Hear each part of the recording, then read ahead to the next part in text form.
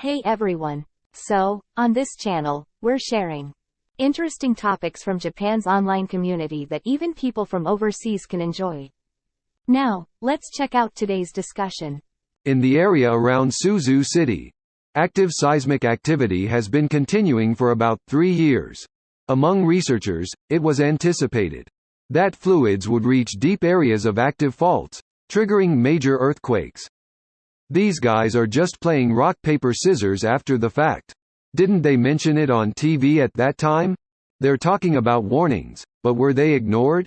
I saw on TV several times that Noto was in danger.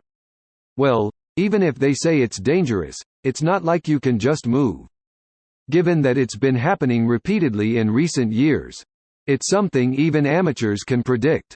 If experts were warning and you didn't move, then it's your own fault. But there are many regions where major earthquakes are predicted, right? It's like saying, Mount Fuji will erupt.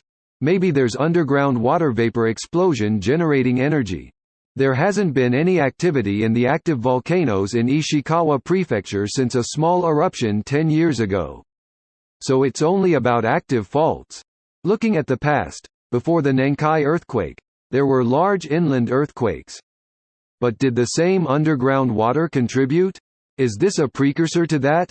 It's common for the ground to sink when underground water disappears.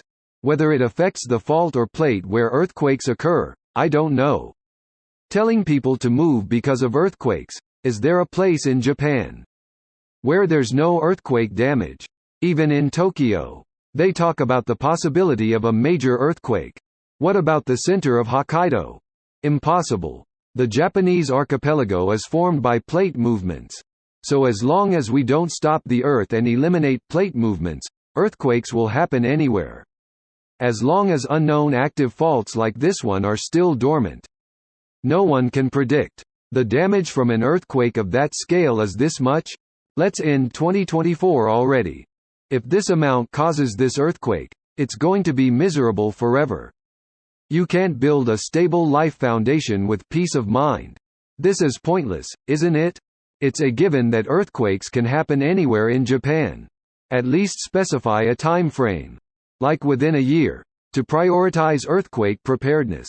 Without evidence, it's impossible to allocate budget for pinpoint earthquake measures. A professor of earthquake science at Kyoto University is saying that the Nankai Trough is getting closer. Living in the Japanese archipelago itself seems like a personal responsibility now. Japan faces not only earthquakes but also water damage from typhoons, heavy rains, and snow damage. It's a disaster-prone country.